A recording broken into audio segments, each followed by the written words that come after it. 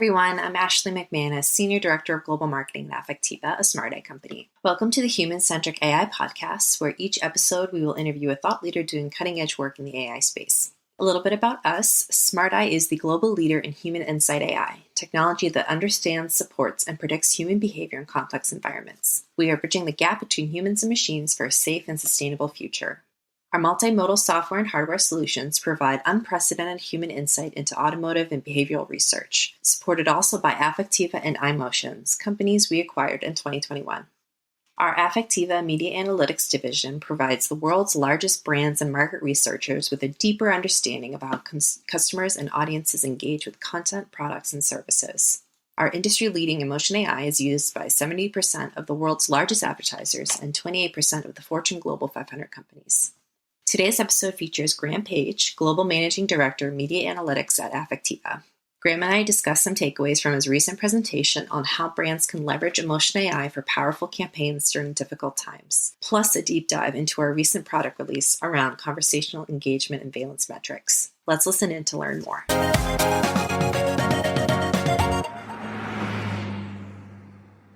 Okay. Hi, everyone, and thank you for joining today. With me once again, I have Graham Page. Thank you so much for making the time to speak with me today. Cool. Always happy to be here. Always happy to talk. Awesome. Okay. So we've had you on the podcast before. Maybe let's just start with a brief background for you. For those of you who don't know about maybe our work in the media analytics space, can you tell us quickly how your career path has taken you to Affectiva Smart Eye? Yep, I can. So I've worked at Affectiva and Smart Eye now for the last 3 years. I've run the media analytics division, which is the part of the business that focuses on using the Affectiva Emotion AI technology in the marketing and kind of brand owner and market research and media business. I've been a long-standing user of the Affectiva Emotion AI technology. So I first worked with Affectiva at its founding when I was on the client side. So that was back maybe 10 years ago now. So was one of the first, I think, to use the technology for advertising testing research, for instance, and have loved it so much that I joined the company a few years ago. Awesome. Great. Okay. So I also recently learned a fun fact about you that you shared as part of a speaker intro, which was, quote, "The first time you ever flew in a plane, you jumped out." So please explain yourself, because I need to know what this means. Okay, so yes, this is a long time ago now, sadly. So when I was at university, I did a parachute jump for charity, which was a great experience. But when I did said parachute jump, it was the first time I'd flown in a plane. So for a couple of years at least, I had taken off in a plane but never landed, because obviously the first time I flew, I did a parachute jump. So I do remember when, as the plane was taking off, I was much more interested in the fact that I was flying than what I was about to do. So it probably distracted me quite well for what was coming next. Oh man, you are a braver soul than I am. Okay, awesome. Wouldn't necessarily do it again, but yeah. But it's done. Great. Okay, cool. So for those who are unfamiliar with Affectiva's background in media analytics, I know you touched on it a little bit, and maybe you could briefly explain, like explicitly, what our offerings are. Yep, sure, can do. So the technology, as I think most of you know who are listening, it focuses on using AI algorithms to understand people's facial expressions, and from that, therefore, the kind of reactions or responses that they may be having to all sorts of experiences. So the technology can be deployed across a very wide range of use cases. But in the case of media analytics, it's often used to understand how people react to and engage with, say, entertainment content or advertising content. So we do a lot of work in trailer testing and in testing advertising before it is used by businesses, because obviously they want to optimize the technology and optimize the advertising prior to air, because they're spending a lot of money. But also it's used more widely in the market research industry for things like qualitative interviews, so the kind of focus groups or depth interviews that people may be familiar with. Obviously, understanding what not just what people say, but what they really mean based on their kind of non-verbal communication. That's a huge part of the qualitative market research industry, and our technology can be used to add a layer of additional insight to that, kind of flagging when people are really engaged with what they're saying rather than perhaps a little bit indifferent. And that's particularly useful, I think, right now as more and more research has moved from a focus group facility where the researcher can kind of see the person right there, they can really pick up on their body language, to a more virtual approach where often people are talking on video conference or just audio, and so it's often harder for researchers to pick up on some of those subtle cues. So I think our technology helps fill that gap in the kind of qualitative research industry as well, but we're used across a variety of approaches. We've also been used more recently in testing people's responses to new product concepts and innovations. So not just when it comes to kind of testing a finished ad, but actually going all the way back into the product concept itself and understanding whether really people are lit up by this idea or not. So yeah, we're used throughout large parts of the market research process in particular, but yeah, we're really focusing on essentially measuring those unspoken responses, as unspoken kind of reactions that people may not even realize that they're having, but which are actually really important to understand, to really know, well, okay, what is it about this product? What is it about this experience? Or what is it about this content that really, really lights people? So there's a couple of things I wanted to talk to you about today. So the first, you recently gave a talk at NMSBA's Neuromarketing Web Forum in Berlin.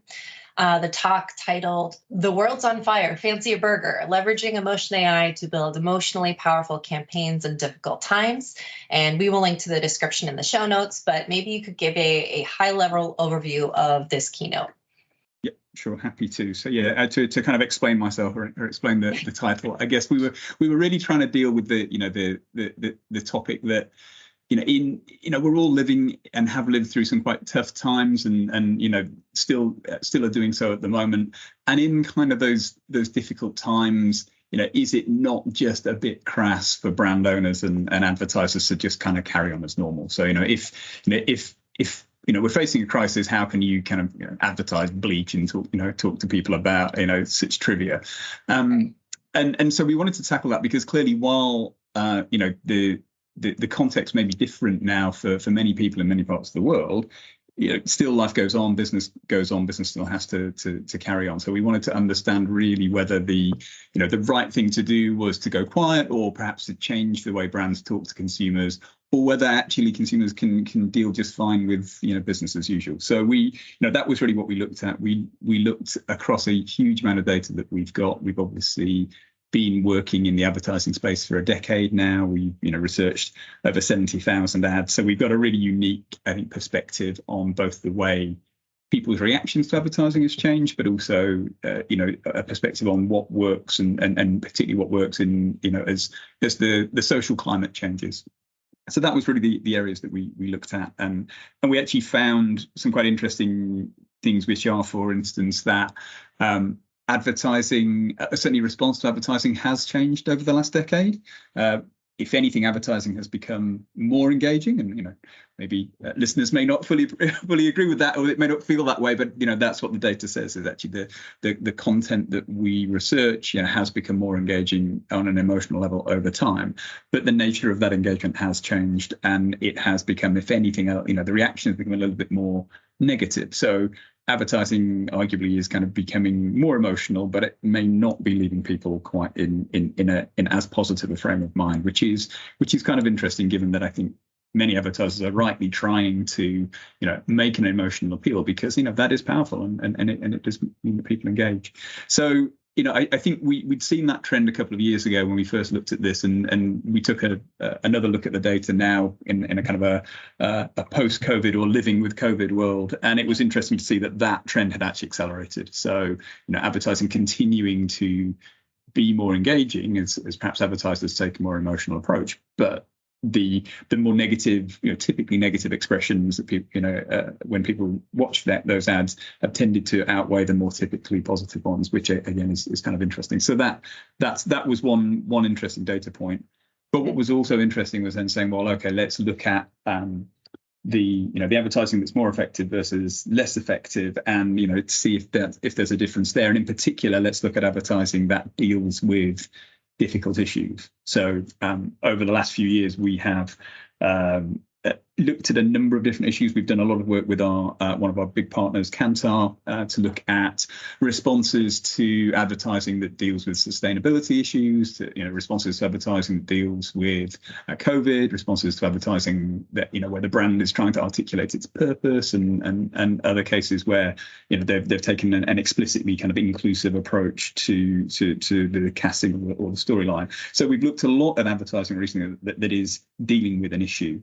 Yeah. And that really kind of was fascinating, because what it did show was, again, you often saw ads that were very emotionally powerful, but many of them kind of slipped into this slight trap, I think, of focusing on the issue. So COVID was a great case in point. You had a lot of advertising that during COVID that was really kind of talking about the seriousness of the issue, and it's all going to be okay.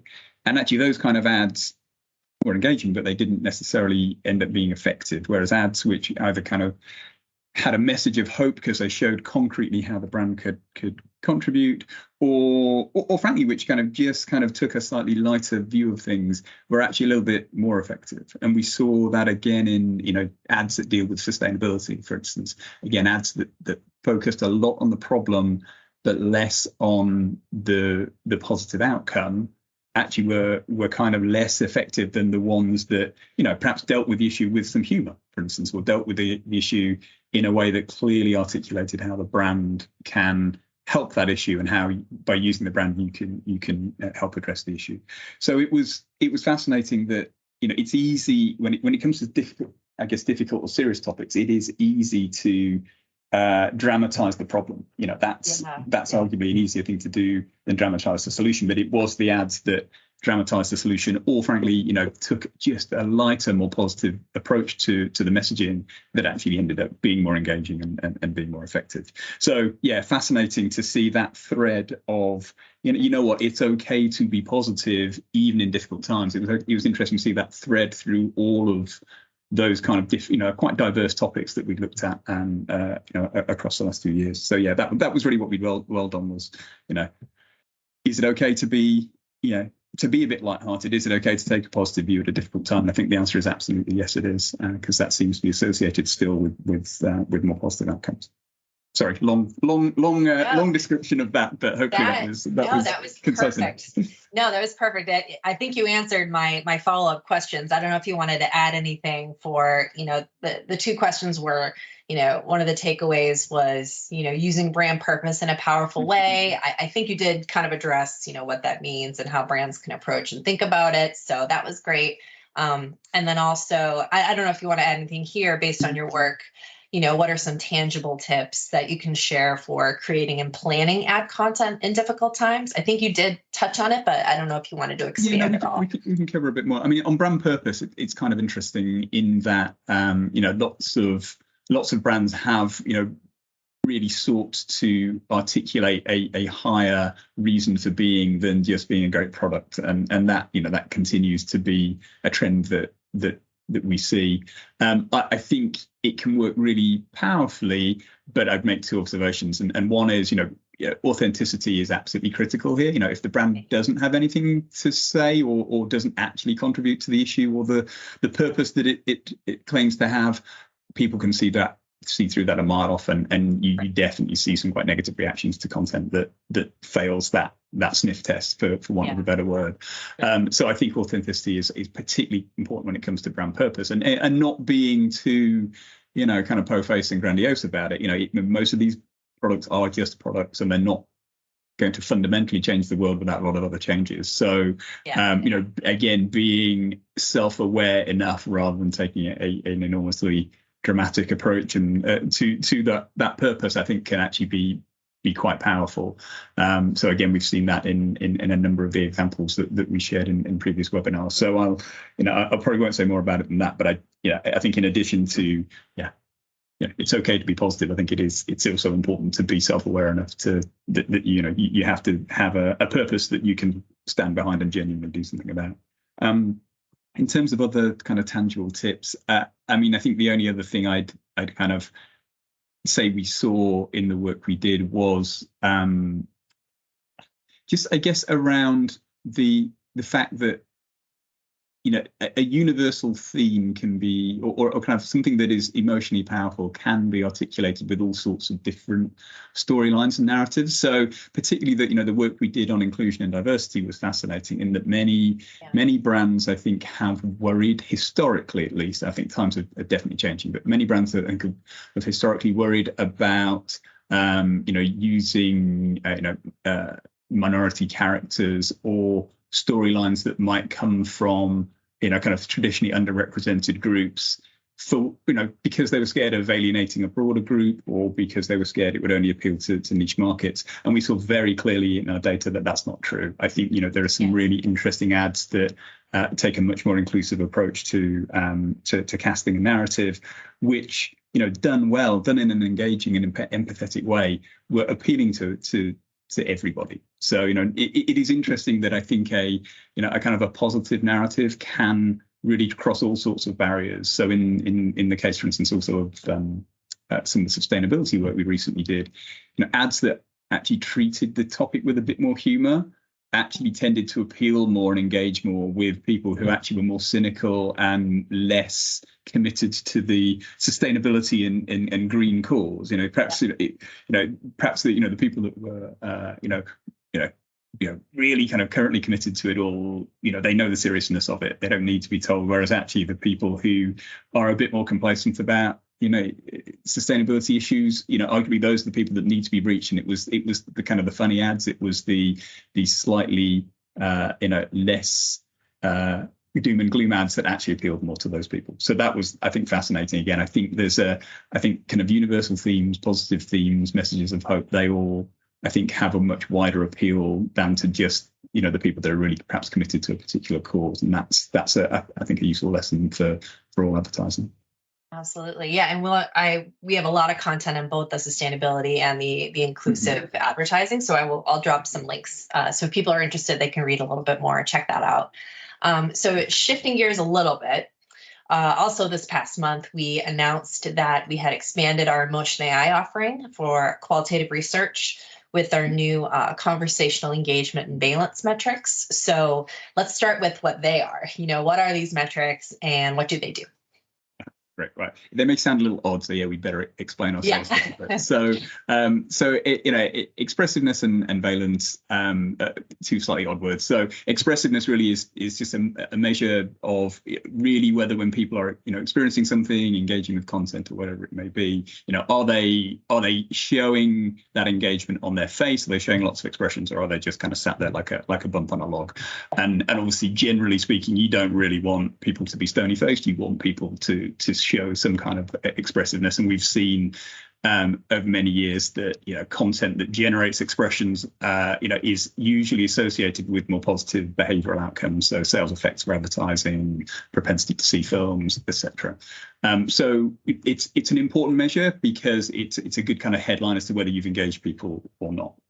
Valence is a metric that focuses on the nature of that engagement. So are people feeling, you know, are people showing expressions that are typically associated with a positive emotional state, or are they showing expressions that are typically associated with a negative emotional state? So, you know, obviously smiles tend to be positive, not always, but they tend to be, and likewise brow furrows tend to be negative, again, not always, but they can be. So we're looking at the net positivity, if you like, with valence measures. Now the conversational bit is perhaps the bit of news. We've had measures of expressiveness and engagement and valence for a while. The news here, I guess, is around this conversational element. So one of the challenges in measuring the engagement people show and the positivity that they're showing on the face, it comes when people are talking, because obviously the mouth moves, you begin to distort some of the signals that we would typically look for. So the conversational metrics are a means of dealing with that, and in particular by focusing on some of the signals from the top part of the face, or at the very least kind of looking for additional signals beyond, say, mouth movements when it comes to positive states and smiles. So we're still looking to see whether someone's smiling while they talk, but it's being done in a slightly different way. So that gives us new metrics which are much more suited to some of the qualitative applications that I talked about right at the start of the podcast. So when when you are in conversation with a research participant and they're talking and they're giving their answer, obviously you as a researcher, you're highly interested in what they're saying, but we can also then add this additional layer about their kind of emotional state while they're speaking in a way that's much more accurate than perhaps we were able to before. So the signals were always there. It's just we've refined the metrics now to deal much better with that distortion that's caused by speech. So yeah, we think this is a really exciting move because it will, I think, as I alluded to earlier, it will help allow us to help the qualitative research community understand a little better what people are feeling as well as what they're saying, and in particular while they're doing research that's that kind of one step removed because it's done often in a virtual environment these days. So yeah, I think a very exciting step for us, and glad we've got them out there as they've been in development for a while.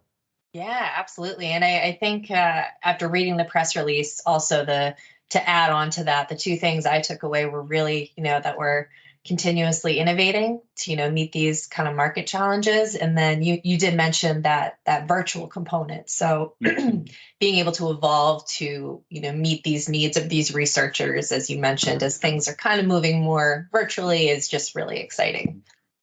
So, okay, so from a technical perspective, how do these metrics actually work? So, like, for example, we had shared a video with the press release that we'll also drop a link to here, but maybe you can talk through what people are seeing when they're looking at that video. Yeah, if people take a look at that video, it was a recording of one of our team meetings. So we're not revealing video of research participants. We would obviously never do that anyway. But yeah, just to clarify, it's some of our team talking. But it's a good example because it kind of shows how the system works. In that, actually, one of the most powerful features of the system is not just that it kind of focuses more on signals that don't necessarily include the mouth, but also baked into the system is the ability to spot when people are speaking or when they are not. And this is purely from the video. It's not relying on the audio.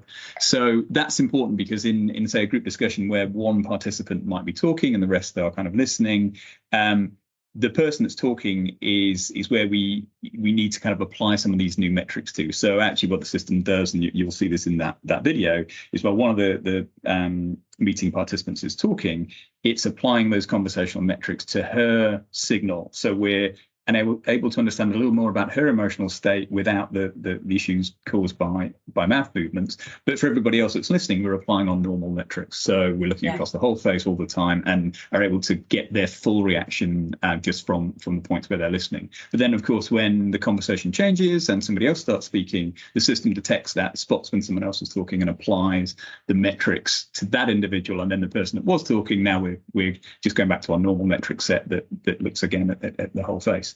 So it's quite a clever way of, spotting when people talk and when they don't, applying the most appropriate metrics to measure response that way, and then aggregating across all those measures in a way that's fair, so that as a group as a whole, you can see, where are the moments in the conversation that really begin to engage people, where are people beginning to get bored, where are people not that our meetings are ever boring, but where are people feeling more positive and where are they feeling more negative. So again, as a means of kind of shortcutting to the interesting parts of a conversation, or the moments that are likely to be a really good illustration of a point, these approaches take us a step further, and certainly the way that they adapt to who's talking and who's not, I think is a really interesting innovation.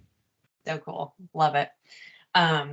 So earlier this year, we also had a very well received joint webinar with Kantar, as you mentioned, on the topic of sustainability in advertising. So I think you gave a good recap, but maybe you have a few more, key messages of, what we talked about there. And I don't know if you are able to share any teasers for our joint 2023 webinar. But I guess just generally, looking ahead, what are some other areas that the media analytics business area is working on, or what's up next? Sure, absolutely. I think on the topic of sustainability, I think we did cover a lot of the territory that webinar covered earlier on. But yeah, I do think it was just interesting that content which you might think would only appeal to people that are particularly engaged with the sustainability movement at the moment, actually could go a lot further and could appeal more broadly if it took the right approach. So those kind of more humorous storylines, the more kind of hopeful storylines, those were definitely ones which went beyond just the core constituent of people that are particularly passionate about sustainability. So you could there are even ads that almost kind of had a sustainability message as a byproduct. So for instance, there was some advertising that was really about ensuring that you minimize food waste, which obviously is particularly important now as we all face a kind of a cost of living crisis. That's actually also a sustainability message, and yet that message was really powerful among people that were really pretty cynical about sustainability, because in part you're encouraging people to do something that is kind of positive for them and is easy for them. It's not a sacrifice. So you had some ads there that did particularly well, almost by having a sustainability message. Very likely they weren't trying to make a huge point, yet they were still actually very powerful on sustainability. So we saw that very clearly in the degree of engagement that those perhaps more hard to reach groups were showing with that kind of messaging. So yeah, it was fascinating that you don't have to be, advertising about sustainability doesn't have to be a polemic about how we all need to change. So that I thought was fascinating. In terms of kind of what we may see next and kind of topics that we may go to next, I think that there's a lot. There are so many things we could talk about. I do think, and obviously we're going to work with our partners like Kantar on joint webinars in future, but also we'll do others of our own. I can certainly see us doing work on attention and the best way to measure that, because that's a huge question in the media industry currently. Because planning not just for the number of people that go to a website or engage with a particular channel, but planning based on the degree to which they are likely to really spend some mental resources in those channels. That's hugely important. We all know that there are many ads that we don't really look at or we skip and so on. And finding the right measures of attention, I think, are really powerful. And clearly, obviously, some of the emotion AI metrics that we have, I think, have absolutely something to say about attention and engagement. So that's one area I suspect we'll talk about next year. And again, we've also done some more recent work that's looked at our ability to predict further, some key behavioral outcomes like sales, like box office and so on. So again, I think we may share a bit more about that next year as well. So yeah, please stay tuned and get involved in those when they're ready. Yeah, absolutely. And I put a plug here for people to sign up for our newsletter. So they'll be the first to know, and make sure they're following us on social. So there'll be, announcements for upcoming events and content and all that fun stuff. So stay tuned, definitely. So we covered a lot of ground. If you had one takeaway for people listening today, what would you like to tell them? Yeah, great question. I think it would probably be that even in kind of difficult times, even when the mood is tough for a lot of people, life does go on, and while I think brands absolutely have to be sensitive to the context in which they operate, I think actually some light relief can be helpful for people. Often it's the case that kind of some normality is a good thing even in tough times. So absolutely it can be the right thing for a brand to engage with a particular issue, particularly if they can really help and help address that issue in a tangible way. They should do so, but equally it doesn't have to be done in a way which is kind of doom and gloom and focuses on the problem. So I'd kind of I was reflecting on the work we do on movie trailers, and I think there is a reason why the big Hollywood blockbusters rarely don't have a happy ending. There's usually a positive ending there, and I think as a narrative structure that extends to advertising as well. So I would concentrate as much on the payoff as I would on the problem, I guess, particularly if you're an advertiser. Also, for our listeners, where can they go to learn more, or is there any kind of call to action that you have for them? I mean, obviously, I would encourage people to engage with us on our social channels. You can always find us there. You can go to the website and get in touch with us that way. We can reach out to me and the rest of the media analytics division on LinkedIn and other channels. So yeah, happy to engage people however they want. But yeah, we obviously put things out on our channels and there's contact forms on the website that people can use to get in touch directly. So we'd be happy to hear from people. Perfect. Well, that is all I had for you. So Graham, such a pleasure as always. Thank you so much once again for making time for this conversation. It was great. Thank you. And always great to talk about this stuff, and hopefully it's of interest to everyone. Absolutely.